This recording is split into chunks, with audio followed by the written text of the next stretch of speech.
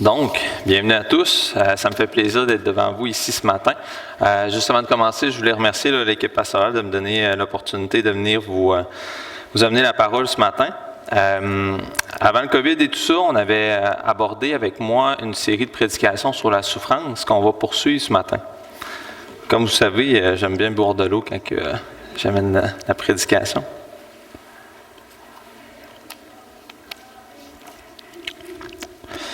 Mais juste avant, j'aimerais ça qu'on puisse remettre le temps qu'on va passer à Dieu. Seigneur Dieu, je te remercie pour le temps qu'on va passer ensemble sur le sujet de la souffrance. Je pense que c'est un sujet qui nous touche tous de près ou de loin. Puis je veux te demander vraiment qu'on passe un bon temps autour de ta parole puis qu'on puisse en apprendre davantage sur ta personne, Seigneur. Amen. Donc, juste pour vous résumer à date, grosso modo, qu'est-ce qu'on a vu sur le sujet de la souffrance? On a abordé que les gens, souvent les athées, vont dire « Bon, mais Dieu n'existe pas à cause que le mal existe. Si le mal existe, ça démontre que Dieu n'existe pas. » On avait vu que cet argument-là n'était pas soutenable. Puis on a vu qu'au final, le fait qu'il y ait de la souffrance pure, il y ait un mal pur, puis il y ait un bien pur, ça révèle justement qu'il y a un juge qui est au-dessus de ça. Fait que là, je vous résume ça grosso modo. On avait vu ensuite que la solution à cette souffrance humaine-là, qui nous inonde tous dans nos vies, c'est Jésus-Christ. On avait vu rapidement les différentes philosophies qui entourent le monde puis qui nous sont proposées pour répondre à la souffrance qu'on vit au quotidien puis la souffrance humaine. Puis on avait vu que la meilleure philosophie ou que la meilleure façon d'aborder la souffrance, c'est bien entendu avec le christianisme, sa philosophie puis justement Jésus-Christ. On avait abordé aussi, durant les 2 dernières prédications, le dernier volet, si vous voulez, de l'étude là, que je vous ai proposé, à savoir qu'il y a des personnages et des personnes dans les Écritures qui ont véritablement subi des souffrances. Fait qu'on a abordé la souffrance, mais à travers ces passages-là. Fait qu'on a vu le psaume 88 qui a été écrit par Éman Ezrakite, qui a vécu une souffrance qui nous est écrit dans le psaume 88, si jamais vous voulez le lire. Puis ensuite, la dépression d'Élie dans 1 Roi 19. Vraiment un texte qui est intéressant, fait qu'on avait tiré certaines conclusions. Fait qu'on va aborder aujourd'hui la vie de Joseph dans l'Ancien Testament. Puis en me disant, bon, ben, je vais prêcher sur Joseph. C'est un gros défi parce qu'il y a plusieurs prédications qui ont été faites sur Joseph. Vous connaissez probablement toutes et tous l'histoire. On va l'aborder avec le point de vue sur la souffrance. Fait qu'on va retirer seulement les versets et les passages qui nous intéressent dans notre quête de savoir comment mieux comprendre la souffrance en étant chrétien. Fait que je vais commenter légèrement le passage, légèrement dans le fond l'histoire de Joseph, mais je vais surtout insister sur ces passages-là là, qui nous parlent de la souffrance plus spécifiquement. Fait que je sais que vous connaissez tous probablement l'histoire, mais comme je vous dis, on va l'aborder avec l'objectif de mieux comprendre la souffrance. Fait que le récit de Joseph s'échelonne de Genèse chapitre 37 à Genèse 50. Fait que Genèse chapitre 37, comme je vous dis, je vais résumer grosso modo juste pour qu'on puisse se mettre dans le bain de l'histoire. Fait que Joseph est le 11e fils du patriarche Jacob, puis il appartient à une famille qui est complètement dysfonctionnelle. Jacob a deux épouses, puis il a 2 concubines, puis ses 12 frères, ses 12 fils sont issus de ces 4 femmes-là. Fait que ça donne un esprit de famille qui est vraiment particulier, OK? Puis on le voit, il y a des chicanes, il y a des préférences entre les fils et tout ça. Fait que ça donne une famille qui est complètement explosée. Ce qui est béni, c'est de savoir que c'est cette famille-là que Dieu a appelée pour être son peuple. Fait que tu sais, des fois, quand on se compare, là, on dit, crime, il me semble que je mérite pas d'être chrétien. Comment ça, Dieu, tu me choisis, puis tout ça, ben, Dieu, il fonctionne toujours comme ça. Il choisit toujours les cas les plus désespérés qui reconnaissent leur désespoir, puis il fait d'eux autres leur enfant. Fait que c'est béni de voir ça. Donc, Joseph a 17 ans. C'était le fils préféré de son père, car il l'avait eu dans sa vieillesse, puis il l'avait eu de la femme qu'il aimait, Rachel, parce qu'il en aimait juste une, c'est 3. C'est un peu chien pour les autres, mais c'est comme ça. Fait que Jacob a fait à Joseph une tunique de plusieurs couleurs. Ça nous est dit dans le verset 3 du chapitre 37, une tunique de plusieurs couleurs.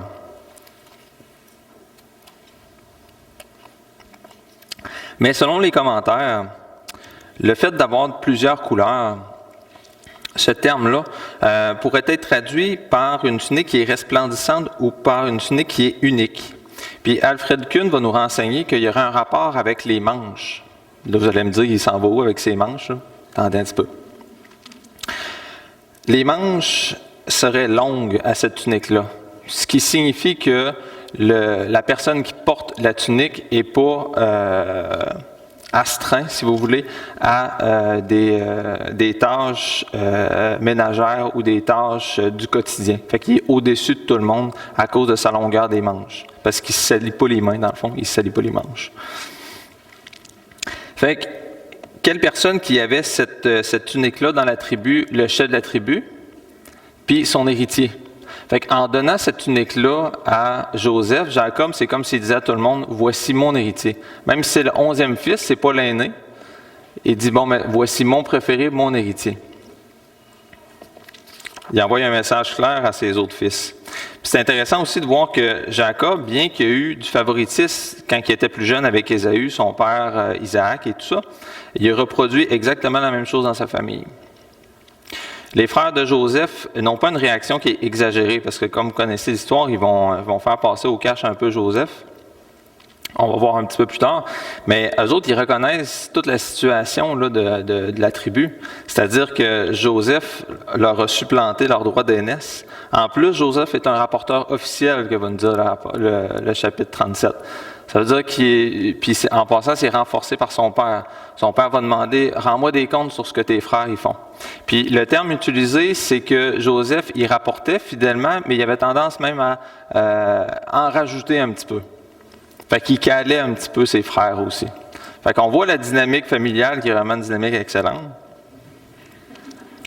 Fait qu'en plus, Joseph avait des songes. Il voyait toute sa famille qui s'agenouillait devant lui. Fait que là, ça a comme été la goutte d'eau. Là, je veux dire, la relation a été coupée à partir de là avec ses frères. Là, c'est terminé. Là.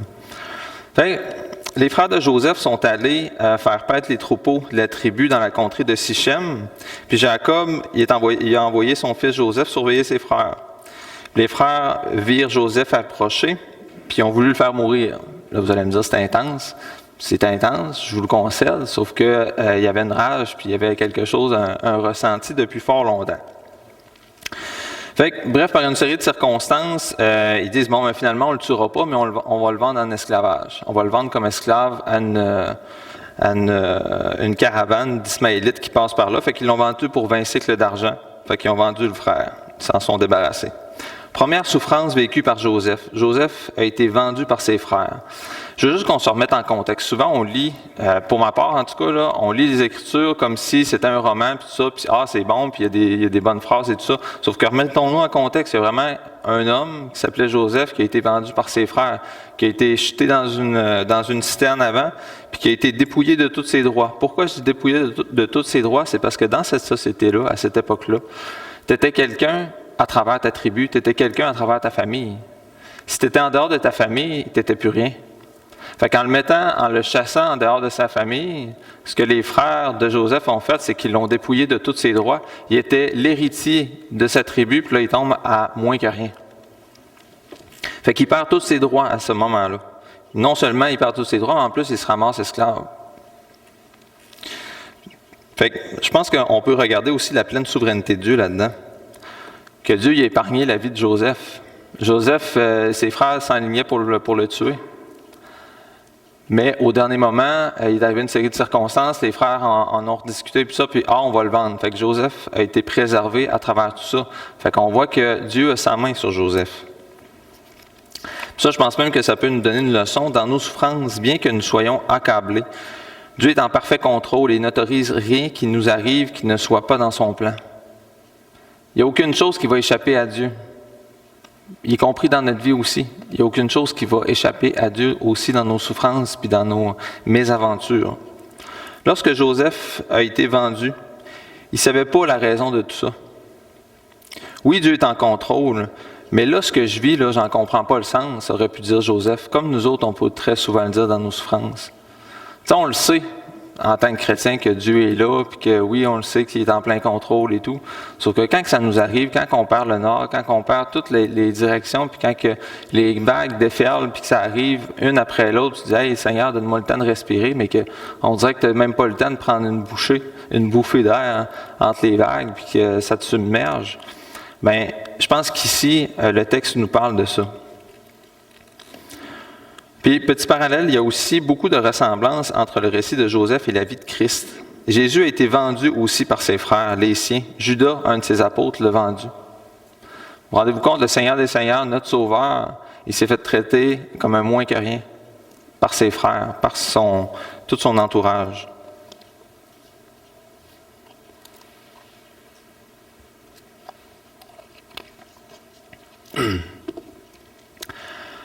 Il y a aussi la souffrance d'un père à travers tout ça. Parce que Jacob, la souffrance de Jacob peut passer inaperçue à travers le texte parce qu'on focus sur Joseph. Mais il reste que Jacob a tout perdu. Il a perdu son fils préféré, son héritier, celui en qui il a tout déversé son héritage, puis il prévoyait tout son avenir, c'était son fils Joseph. Puis il s'est fait dire qu'il y a une bête qui l'a tué. Fait qu'il est tombé en dépression, puis on va voir que sa dépression va durer tout le long du récit. Il y a ses autres enfants qui ont essayé de le consoler, ça n'a pas fonctionné.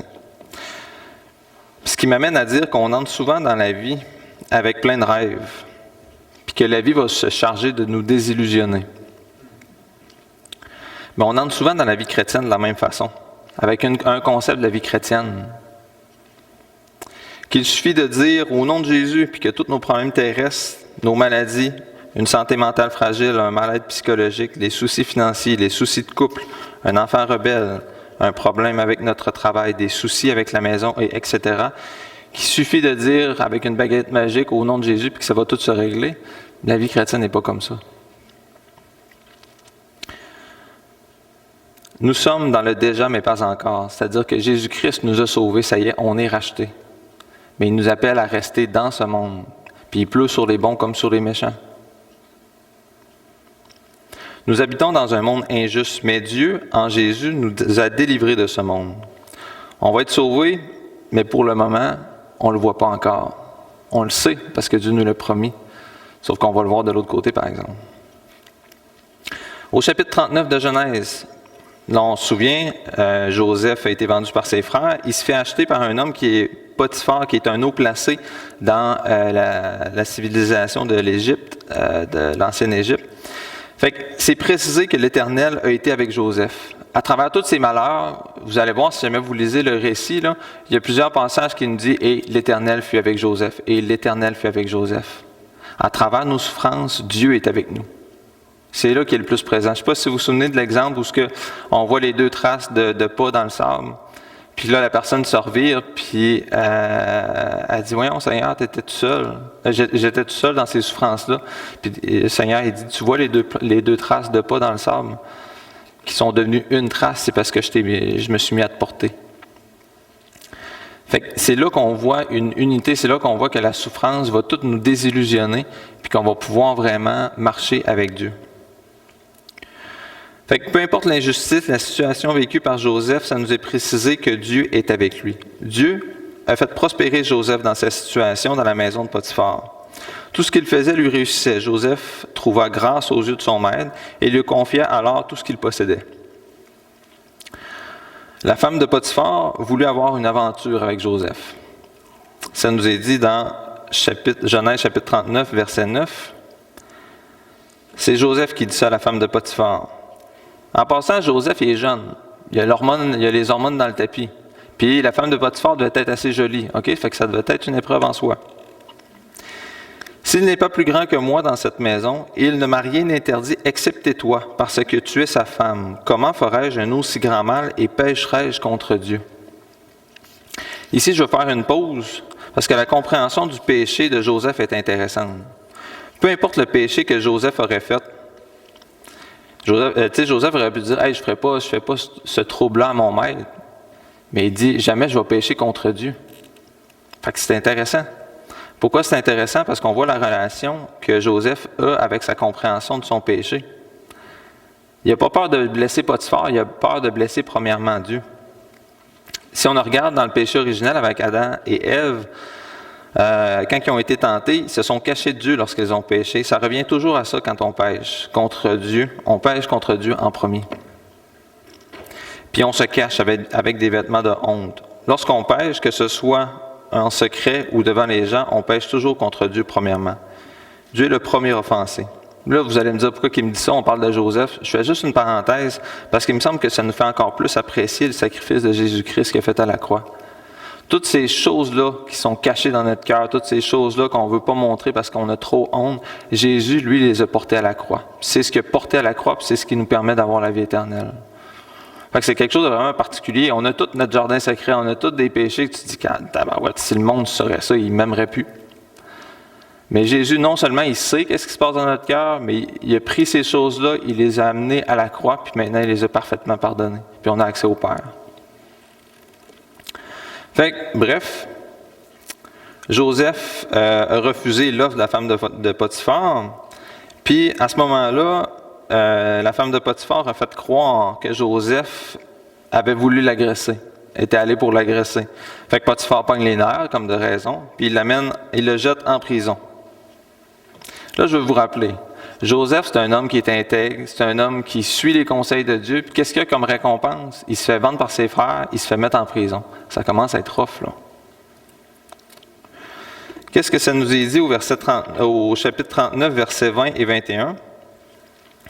Ça me fait vraiment triper là, de voir ça. Verset 20, ça nous est décrit que Joseph a été mis en prison. Au verset 21, qu'est-ce que le verset suivant nous dit? Que l'Éternel fut avec Joseph.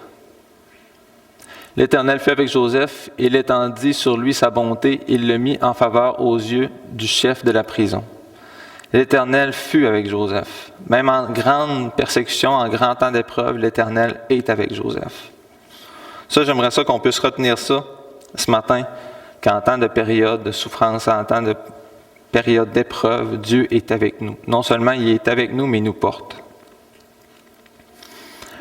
Fait que Dieu ne châtie pas Joseph à cause d'une mauvaise action.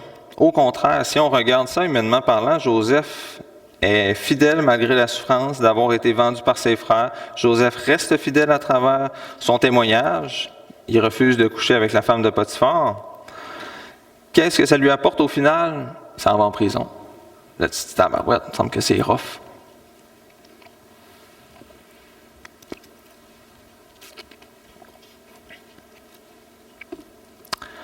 On a tendance à voir en nos souffrances un jugement sur nos vies.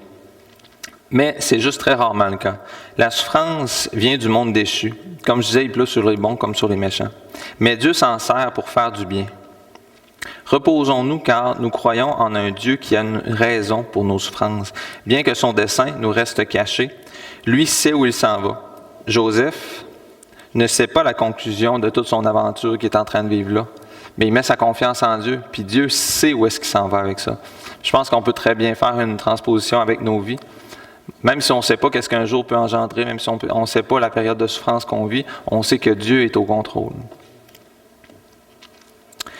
Chapitre 40, Joseph a prospéré, puis il a été mis en autorité dans la prison. Puis il y a 2 serviteurs de Pharaon qui arrivent, puis qui ont des songes, puis Joseph va expliquer le songe des 2 serviteurs de Pharaon qui ont été mis en prison. Il y en a un qui va se faire condamner finalement, puis il y en a un autre qui va se faire remettre dans ses fonctions.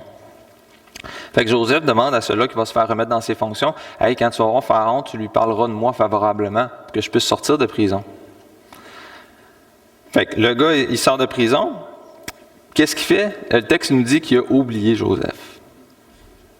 Fait que c'est écrit que le texte va nous dire qu'il a passé 2 années supplémentaires en prison. Fait que Joseph, qui est intègre, Joseph qui essaye par ses propres moyens de sortir de la souffrance, qu'est-ce qui se passe? Ben, ça ne marche pas. C'était pas le temps de Dieu. Puis ce qui est intéressant, c'est que le texte ne nous dit pas qu'il est arrivé quelque chose de particulier pendant les 2 années qui ont suivi. C'était juste pas le temps de Dieu. Tu sais, des fois, on pourrait dire, c'est parce que Dieu l'a formé, puis Dieu l'a... Le texte ne nous précise pas. Probablement qu'il a appris des choses, mais le texte ne nous précise pas. C'est dans le temps de Dieu et non notre temps à nous. Fait que Joseph a passé plus de 10 années en prison. Il a fini par sortir. à cause du rêve dont vous vous souvenez probablement tous, Pharaon a un songe, il rêve des 7 vaches grasses, des 7 vaches maigres, des 7 épis grasses, des 7 épis maigres. Joseph explique le songe à Pharaon, Pharaon le sort de prison pour ça, puis il explique aussi qu'il va y avoir 7 années de prospérité, suivi de 7 années de sécheresse, puis que Joseph explique à Pharaon comment administrer le pays pour être capable de passer à travers les 7 années de sécheresse. Fait qu'on voit que Pharaon fait ni un ni deux, il prend Joseph, il dit « Ouais, tu as l'air de savoir où est-ce que tu t'en vas, fait que je te mets en autorité. » Fait qu'il l'a mis en autorité sur toute l'Égypte. La seule personne qui était plus élevée que lui dans le pays, c'était Pharaon lui-même. Fait qu'au chapitre 42, lorsque, évidemment, les 7 années de famine sont arrivées, Jacob, lui, envoie ses fils pour aller chercher de la nourriture qu'il a entendu dire qu'il y avait en Égypte. Fait que ses 10 frères s'en vont là. Au verset 6, ça nous a dit que Joseph est rendu dans le plus haut commandement de l'Égypte. Fait que, il dit à ses frères, parce qu'eux n'ont pas reconnu Joseph, bien évidemment, ils ne s'imaginaient pas qu'il allait devenir là, si haut placé, puis où est-ce qu'il était en fait. Fait qu'il dit à ses frères, vous êtes des espions. Eux le craignent et expliquent qu'ils sont venus pour des vivres, expliquant d'où ils viennent et de quelle famille ils viennent, etc., expliquant qu'il y avait 2 frères qui ne sont pas avec lui, qu'il y en a un qui est plus, puis qu'il y en a un autre qui est resté avec son père. Fait que, grosso modo, là, Joseph demande alors que pour démontrer qu'il disait la vérité, d'aller chercher leur autre frère, puis de laisser un frère en otage. Je résume ça grosso modo, hein, mais si jamais le cœur vous en dit, vous lirez les passages, c'est quand même vraiment intéressant. Fait qu'on sait que Joseph a été mis dans la citerne au départ par ses frères. Il les a suppliés de le délivrer. Il a dû demander à Dieu aussi une délivrance. Mais qu'est-ce qu'il y a eu pour réponse? Le silence à ce moment-là. Ça vous est déjà arrivé d'être dans la détresse, d'être dans la désolation, dans la souffrance, puis de demander de l'aide, soit à votre entourage, de demander de l'aide à Dieu, puis d'avoir que le silence pour réponse? En tout cas, moi, oui. Fait que Joseph, non seulement il ne se passe rien, mais pire, il se ramasse en prison. Mais qu'est-ce que ça nous est dit, comme ce qu'on a vu à partir du verset 21 du chapitre 39? L'Éternel fut avec Joseph, et il étendit sur lui sa bonté, et l'a mis en faveur aux yeux des chefs de la prison. J'aimerais ça qu'on se souvienne de ça, qu'en période de souffrance, l'Éternel a été avec Joseph. On pense souvent à première vue, dans les chapitres 43 et 44, quand Joseph revoit ses frères, que c'est comme s'il se vengeait un petit peu avec ses frères. Tu sais, il leur fait faire des allers-retours. Tu te dis, ouais, en tout cas, Joseph doit se venger un petit peu. Mais le texte et les commentateurs ne sont pas de cet avis-là. Ils sont plus de l'avis que la raison première, c'est pour tester l'honnêteté de ses frères. Puis la seconde raison, c'est pour voir son frère cadet, Benjamin, qu'il n'avait pas vu depuis, puis qui était son frère, dans le fond, et non son demi-frère. Fait que Joseph est reconnu par ses frères, ils se réconcilient. Pharaon propose à la famille de Joseph de venir s'installer en Égypte. Puis c'est ça qu'ils ont fait, en fait. La famille de Joseph fut ainsi sauvée de la famine, car Joseph étant le plus haut placé en Égypte, le Pharaon regarda favorablement la famille de Joseph.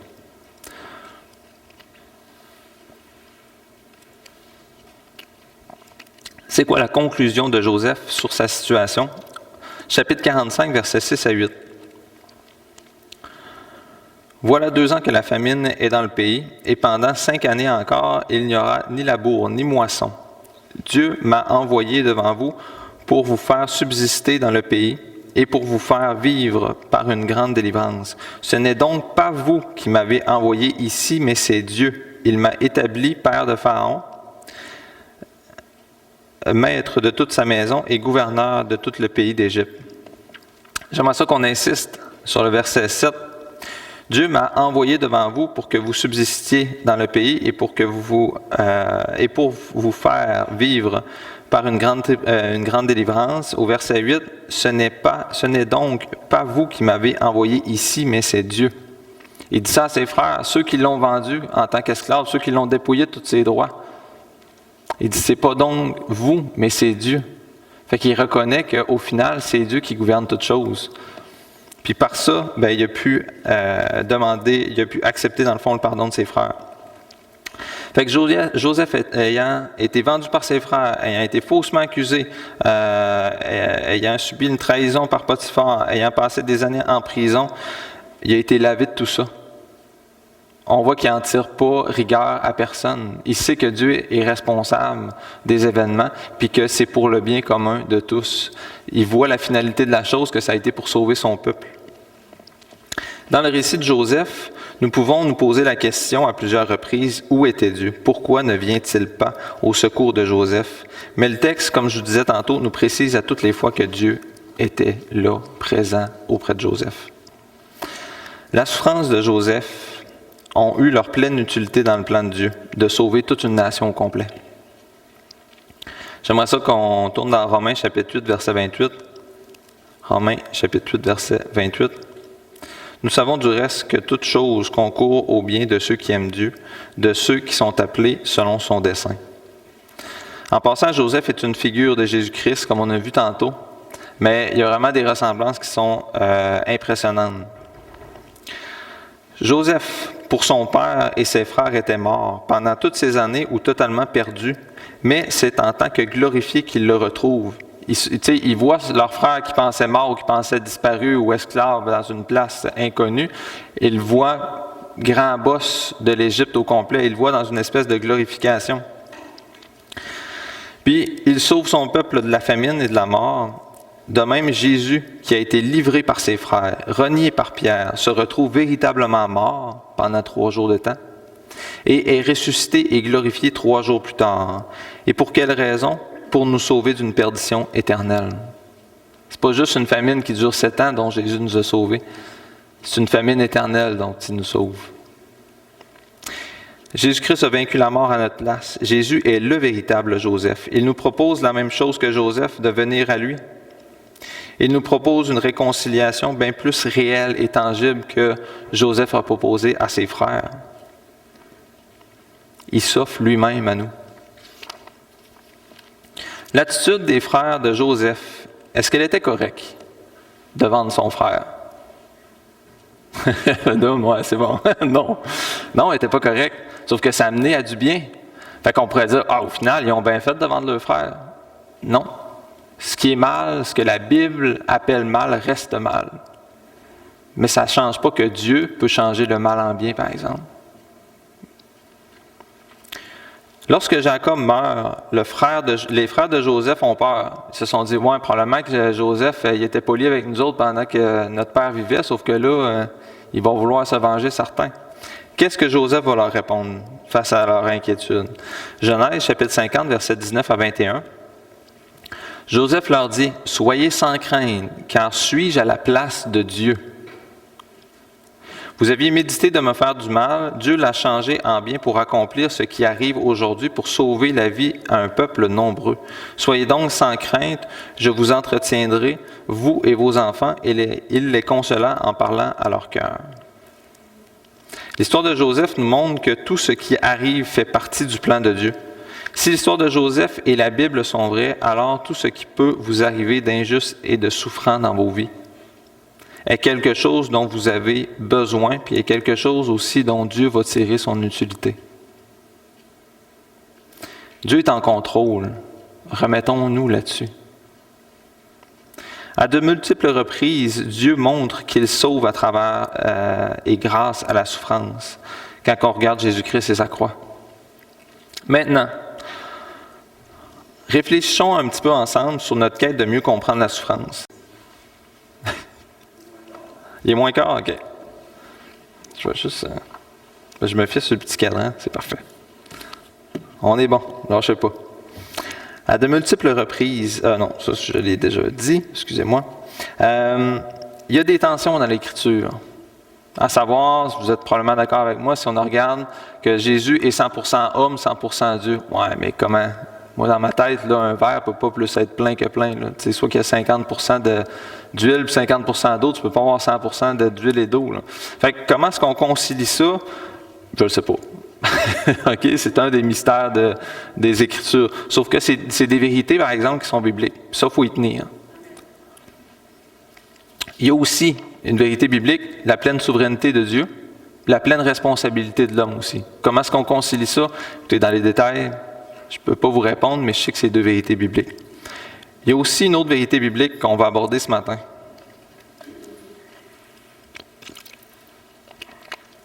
Une tension, qu'il faut respecter la tension parce que sinon on va amoindrir la vérité biblique.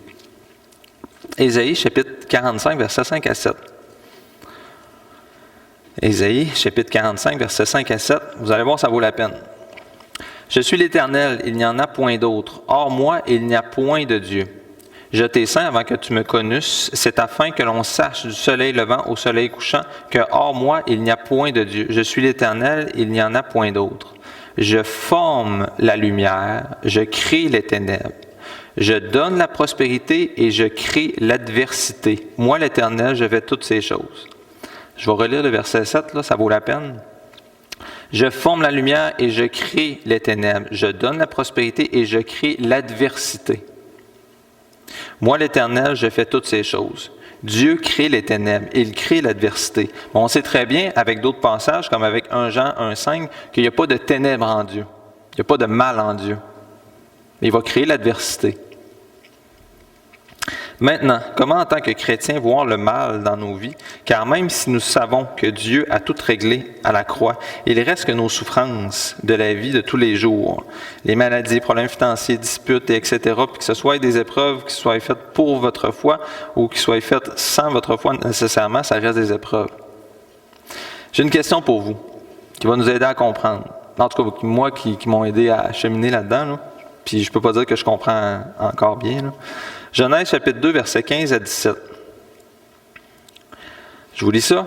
« L'Éternel Dieu prit l'homme et le plaça dans le jardin d'Éden pour le cultiver et pour le garder. L'Éternel Dieu donna à cet ordre à l'homme, tu pourras manger de tous les arbres du jardin, mais tu ne mangeras pas de l'arbre de la connaissance du bien et du mal, car le jour où tu en mangeras, tu mourras. » Nous voyons donc ici que c'est Dieu qui a mis l'arbre de la connaissance du bien et du mal sur le jardin, dans le jardin, à proximité de l'homme, tout en sachant très bien que la chute allait se passer. J'ai une question pour vous et je vous demande de ne pas me répondre, mais de garder votre réponse dans votre tête. D'accord? Est-ce que c'était bien ou c'était mal la part de Dieu de mettre l'arbre de la connaissance du bien et du mal en sachant toute la souffrance qui allait découler de ça? Répondez-moi pas. OK?